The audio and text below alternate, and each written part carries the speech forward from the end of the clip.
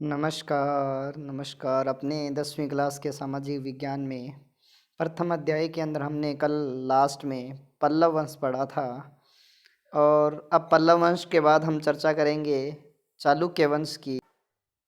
तो आज हमारा जो राजवंश है उसके बारे में मैंने आपको बता ही दिया कौन सा है। चालुक्य वंश की चर्चा करेंगे। तो सबसे पहली बात तो जो चालुक्य में हम चर्चा करेंगे जिसमें ये देखो दे रखा है कि चालुक्य वंश, इसमें जो है चालुक्य वंशी जो एक शासक है जिसका नाम क्या है, पुलकेशिन प्रथम। इस पुलकेशिन प्रथम ने जो है कौन से यज्ञ का आयोजन करवाया था, तो पुलकेशिन प्रथम ने अश्वमेध यज्ञ किया था। ठीक है। अब इसके बाद में वातापी के चालुक्य का 13 वर्षों के व्यवधान को छोड़कर क्या कह रहे हैं कि जो वातापी क्षेत्र है उसके जो चालुक्यों का 13 वर्षों के व्यवधान को छोड़कर 550 ईस्वी में से लेकर 757 ईस्वी तक क्या किया है, शासन किया है। अर्थात जो चालुक्य वंश है पूरा का अगर हम बात करें पूरे चालुक्य वंश में, तो पूरे चालुक्य वंश में 2-3 क्षेत्रों को छोड़कर संपूर्ण क्षेत्रों में, जैसे विशेषता यहाँ पर एक दे रखा है, कौन से क्षेत्र, वातापी। तो वातापी क्षेत्र को छोड़कर बाकी सारे के सारे जितने भी जगहों पर है उतने में लगभग 550 से 757 ईस्वी तक किस वंश ने शासन किया है, तो चालुक्य वंश ने शासन किया है। अब इसके बाद अगर हम चर्चा करें तो चालुक्य नरेशों में चौथा पुलकेशिन द्वितीय सबसे अधिक विख्यात शासक माना जाता है।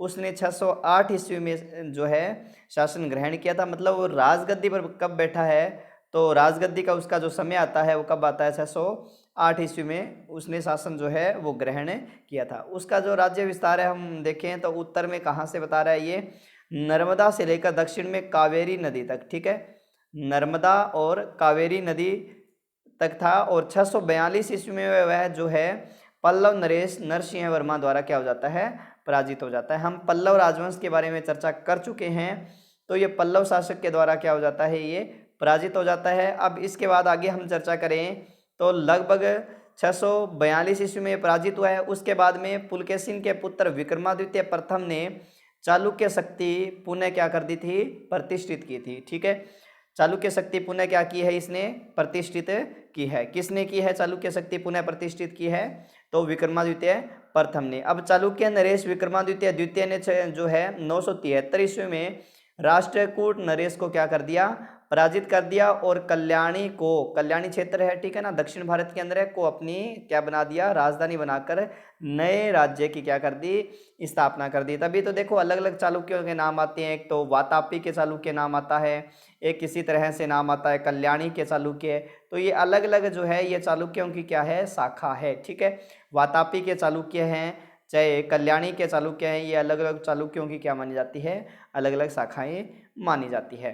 ठीक है, इसके बाद में जो है यह नया राज्य जो है कौन सी की बात कर रहे हैं हम, कल्याणी की। 973 ईस्वी से 1200 ईस्वी तक सत्तासीन रहा था। अभी लगभग इसका जो शासनकाल है कब से कब तक माना जाता है, 973 से लगभग 1200 ईस्वी तक माना जाता है। ठीक है, कल्याणी के इस चालुक्य राज्य जो है राज्य का एक लंबे अरसे तक तंजौर के चोलवंशी शासकों से क्या रहा, संघर्ष रहा। ये संघर्ष की बात आ रही है भी। ठीक है, किस क्षेत्र के, तंजौर के। और तंजौर पर किस वंश का शासन था, तो चोल वंशियों के साथ। सत्याश्रम नामक चालुक्य राजा के चोल नरेश राजराज ने क्या कर दिया था, पराजित कर दिया था। भी अब सीधी सी बात है कि जो सत्याश्रय नामक जो है ठीक है चालुक्य शासक है, उस चालुक्य शासक को किसने परास्त किया था, तो राजराज प्रथम ने उसको क्या कर दिया था, परास्त कर दिया था। ठीक है, अगर इसके बाद में हम बात करें तो चालुक्य सोमेश्वर प्रथम ने इस अपमान का बदला न केवल चोल नरेश राजाधिराज को कोप्पम के युद्ध में करारी हार देकर लिया, वरन इस युद्ध में उसे राजाधिराज का क्या कर दिया, वध भी कर दिया। अर्थात क्या बात आ रही है यहाँ पर, ये कहने का जो यहाँ पर प्रयास किया जा रहा है कि चालुक्य जो है जब उस चोल नरेश राजराज ने जब सत्याश्रय नामक चालुक्य राजा को क्या किया था, पराजित किया था, तब क्या है कि चालुक्य सोमेश्वर प्रथम ने इस अपमान का क्या है, बदला न केवल चोल नरेश, क्या कह रहा है कि बदला कैसे लिया, बदला सीधी सी बात है इसने यहाँ पर बता ही दिया कि उसको क्या करके, राजाधिराज को क्या कर दिया, उसने मार कर जो है इसका क्या ले लिया था, बदला ले लिया था। ठीक है, अब सातवें नरेश विक्रमादित्य शस्त्र ने जो विक्रमांक के नाम से विख्यात है, ठीक है, विक्रमादित्य जो है विक्रमांक के नाम से विख्यात है। विक्रमादित्य कहानी मैंने आपको बता दी है, पहले ही बता चुका हूं मैं। कांची पर अधिकार कर दिया और प्रसिद्ध कवि विल्हण को क्या कर दिया, संरक्षण प्रदान किया। देखो इतिहास के अंदर बहुत से नाम आएंगे, 10वीं क्लास में भी कुछ नाम दिए हुए हैं, कलहण, जलहण, अलहण, विलहण, ठीक है, ये सारे के सारे महत्वपूर्ण है। यहाँ पर जो विल्हण के द्वारा रचित ग्रंथ है वो भी महत्वपूर्ण योगदान रखता है, ठीक है। विल्हण ने विक्रमादित्य के जीवन पर आधारित कौन सा, विक्रमांक देवचरित नामक ग्रंथ की क्या की है, रचना की है। क्या नाम है, विक्रमांक देवचरित नामक ग्रंथ की क्या की है, इसने रचना की है। तो ये ग्रंथ भी क्या माना जाता है, यहाँ पर महत्वपूर्ण माना जाता है, ठीक है। तो इस चीज का ये भी आप ध्यान रखना भी अलग अलग जो है, पहली बात तो ये एक एक नंबर के जो ग्रंथों वाले प्रश्न हैं, वो ग्रंथों वाले प्रश्न जो है वो आपके लिए क्या हो सकते हैं, महत्वपूर्ण योगदान रख सकते हैं, ठीक है। तो ये ग्रंथों वाले प्रश्न जो है आप विशेषता ध्यान रखना इनको। अब इसके बाद में अगर हम चर्चा करें कि ये जो ग्रंथ है आगे, इसके बाद में वातापी और कल्याणी के चालुक्य नरेशों ने हिंदू होने पर भी बौद्ध और जैन धर्म को प्रश्रय दिया था। अर्थात ये जो है हिंदू धर्म के अलावा जो है अन्य धर्मों को भी क्या करते थे, उनको भी इन्होंने संरक्षण प्रदान किया था। चालुक्य राजाओं ने अनेक मंदिरों का क्या किया, निर्माण करवाया।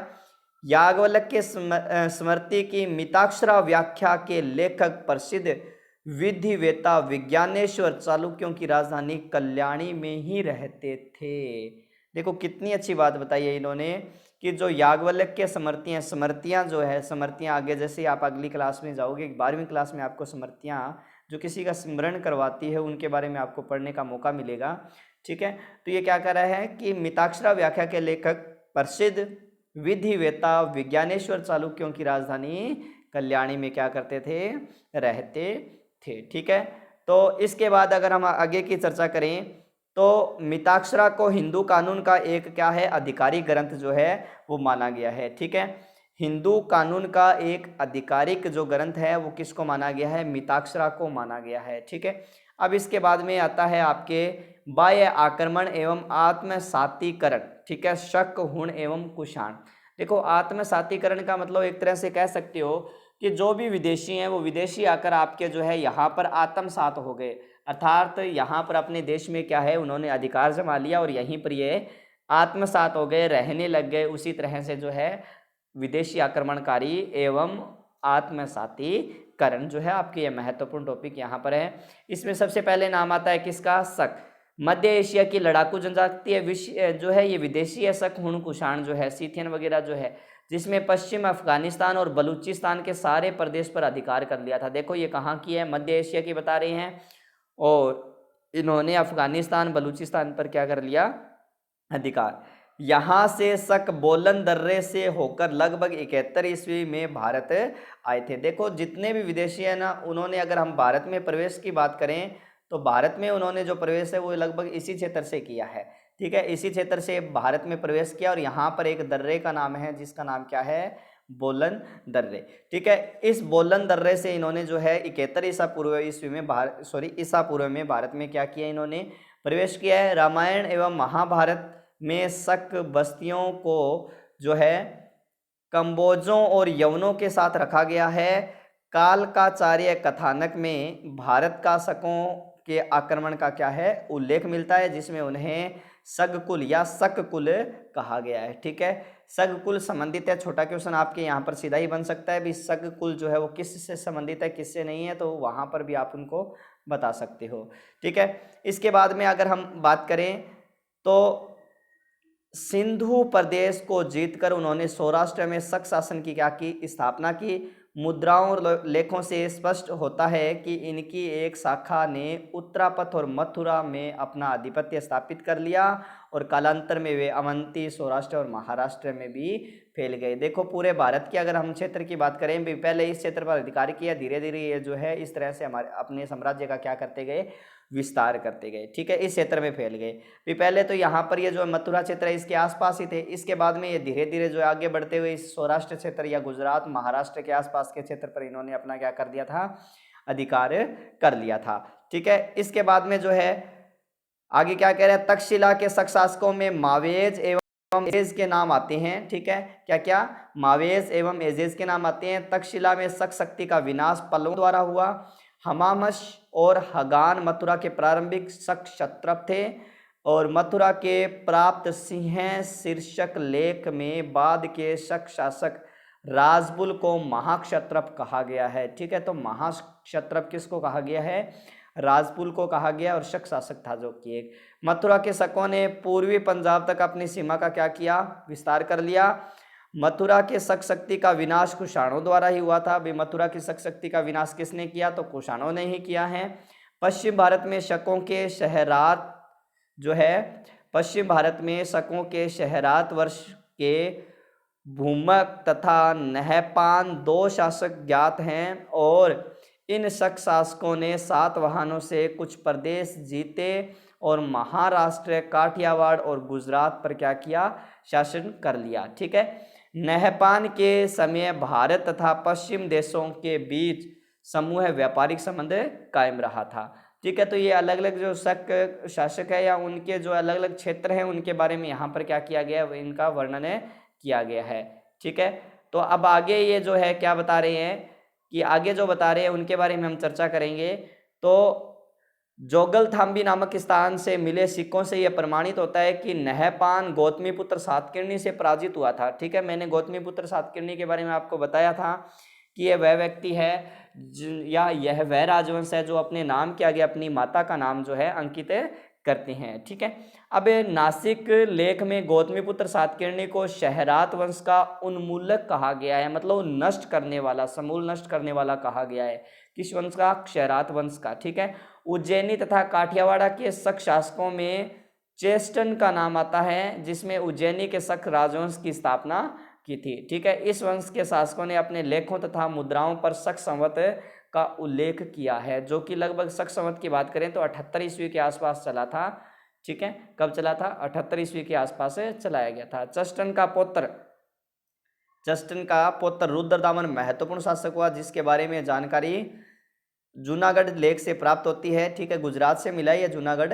रुद्रदामन द्वारा का साम्राज्य पूर्वी पश्चिमी मालवा, द्वारिका, जूनागढ़, साबरमती नदी, मारवाड़, सिंधु घाटी, उत्तरी कोंकण एवं विंध्यन पर्वत तक फैला हुआ था। देखो इसमें अगर हम स्थिति की बात करें भी किस स्थिति में इसका जो साम्राज्य फैला हुआ था, तो भारत का ये जो हिस्सा है, ये क्षेत्र जो है, ठीक है, इस क्षेत्र के अंदर जो है ये किसका शासन बताया जा रहा है, तो ये रुद्रदामन का बताया जा रहा है।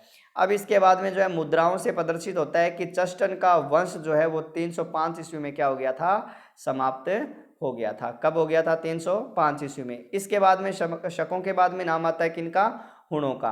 हुण मध्य एशिया की बर्बर जाति है, विदेशी जाति है, ये मैंने आपको पहले ही बता दिया था, जिसमें शकों की भांति भारतवर्ष में उत्तर पश्चिम सीमा की ओर प्रवेश किया और दैत्य भी पुकारे जाते थे। देखो छोटा क्वेश्चन कितना महत्वपूर्ण बन रहा है। दैत्य के नाम से भारत का कौन सी जो विदेशी जाति जो है वो प्रसिद्ध है, या जो कौन सा विदेशी आक्रमणकारी या कौन सी विदेशी आक्रमणकारी जाति जो है भारत के अंदर जो है दैत्य के नाम से पुकारी जाती है। तो यहाँ से आपके ये प्रश्न बन सकता है। सर्वप्रथम 458 ईस्वी में लगभग स्कंदगुप्त के समय इनका आक्रमण हुआ, जिसमें उनकी क्या हुई थी, पराजय हुई थी। कालांतर में तोरमान नामक सरदार ने गुप्त साम्राज्य को नष्ट भ्रष्ट करके, किसको, गुप्त साम्राज्य को नष्ट भ्रष्ट करके पंजाब, राजपुताना, सिंध और मालवा पर क्या कर लिया, अधिकार कर लिया। और किसकी उपाधि धारण कर ली थी, महाराजा धीराज की उपाधि धारण कर ली थी। ठीक है, इसके बाद में अगर हम चर्चा करें कि तोरमान का पुत्र महिरकुल था, जिसका राज्य 510 ईस्वी में से क्या है, आरंभ हुआ,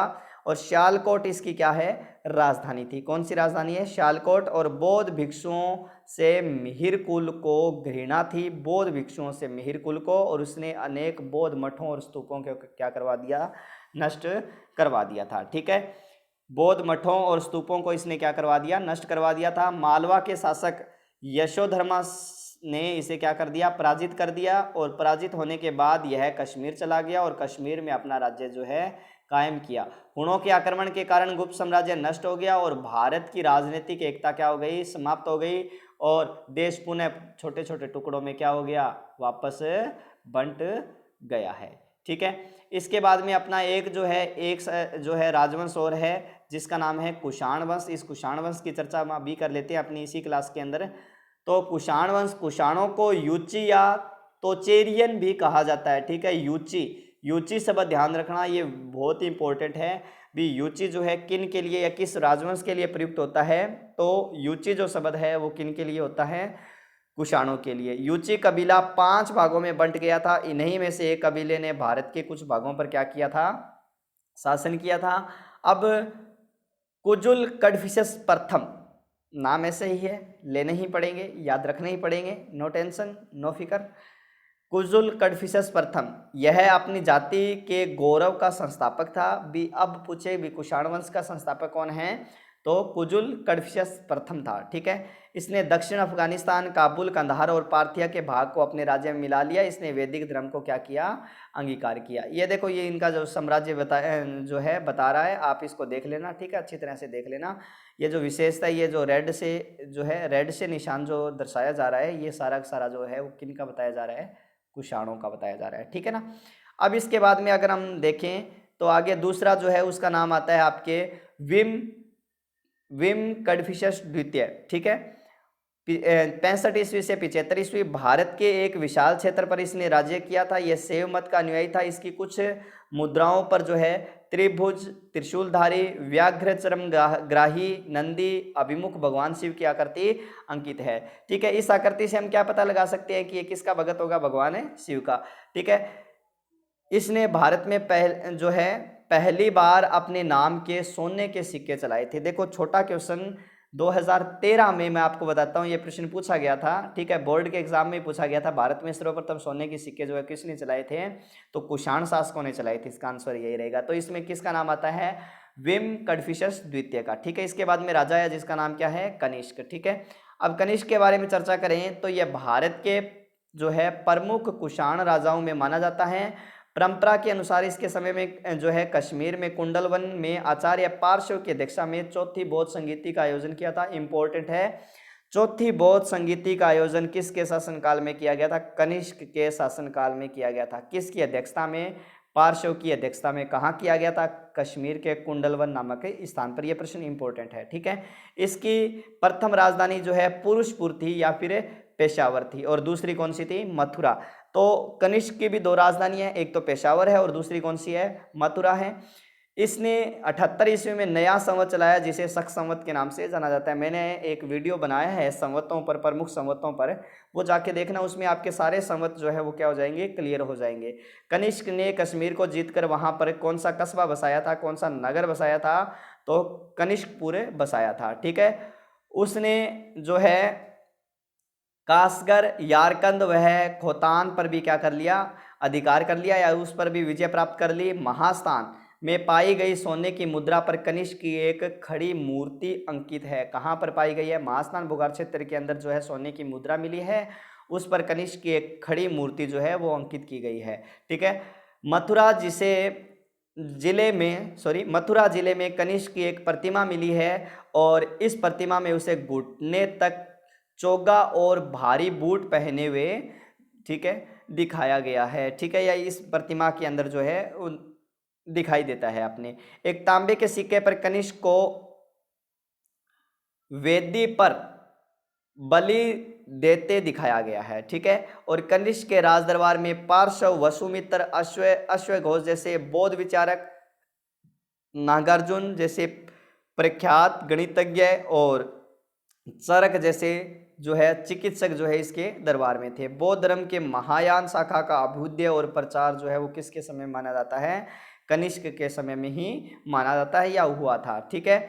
और उत्तर भारत में कुषाण शासकों की सत्ता लगभग 230 ईस्वी तक बनी रही, और इस समय रोम से भारत का व्यापार काफ़ी लाभप्रद स्थिति में था, जिसे भारत की आर्थिक समृद्धि हुई। एक चीज़ यहाँ पर ध्यान रखना कि ये जो चीज़ है जिसके अंदर दरबार के बारे में बताया, पार्श्व, वसुमित्र है, अश्वघोष बौद्ध विचारक है, नागार्जुन है गणितज्ञ जो है, नागार्जुन का नाम आ जाता है, और चरक का नाम आ जाता है। तो ये इंपॉर्टेंट है यहाँ पर, यहाँ से आपके प्रश्न बन सकते हैं। अब है इसके बाद में आगे है आत्मसातीकरण। ये मैंने आपको बता ही दिया था क्या होता है भी, यहाँ पर अपनी सत्ता आकर जमा लेना, ठीक है। शक, हुणे एवं कुषाण विदेशी जातियां थी, इन्होंने शासन तो किया, परंतु धीरे धीरे इनका भारतीय समाज एवं संस्कृति में आत्मसातीकरण भी हो गया था। ठीक है, भारतीयों की उदार प्रवृत्ति के कारण ये बर्बर कबीलाई जातियां जो समाज का अंग बन गई थी, मतलब जो विदेशी जाति है वो यहाँ पर आकर आत्मसात हो गई। आत्मसात का मतलब यहाँ पर आकर रहने लग गई या फिर बस गई। ठीक है, कुषाण शासकों में तो वैदिक धर्म पालन एवं शैव मत की निष्ठा सर्वमान्य रही। कनिष्क द्वारा की गई बौद्ध धर्म की सेवा तो उसे भारत में महान राजाओं में जो है अधिष्ठित करती है। इसी के साथ साथ जो है आपके ये देखो कनिष्क जो प्रतिमा मिली है वो आपको यहाँ पर ये दिखाई दे रही है, और इसमें जो है कुषाण कालीन जो सोने के सिक्के हैं वो भी इसके अंदर चित्र के माध्यम से आपके दिखाए गए हैं। तो विद्यार्थियों आज के लिए इतना ही, बाकी करेंगे अपनी अगली क्लास में। और अपनी अगली क्लास में जो है हम इस अध्याय के प्रश्नोत्तरी करेंगे जो कि आपको नोटबुक में नोट करनी है। यहाँ से आपने जो है जितना मैंने आपको करवाया है वहाँ से आपने नोट्स तो बना लिए ही होंगे, लेकिन फिर भी आप इस चीज़ का ध्यान रखोगे, आपने जो है आगे जो क्वेश्चन आंसर करने वाले हैं वो आपके नोटबुक में होने चाहिए। ठीक है, कंप्लीट करोगे उनको, एक एक प्रश्न की अपनी चर्चा करेंगे, और इसके अलावा जो अध्याय के मध्य से जो प्रश्न बन रहे हैं उनके बारे में भी हम चर्चा करेंगे। तो तब तक के लिए धन्यवाद।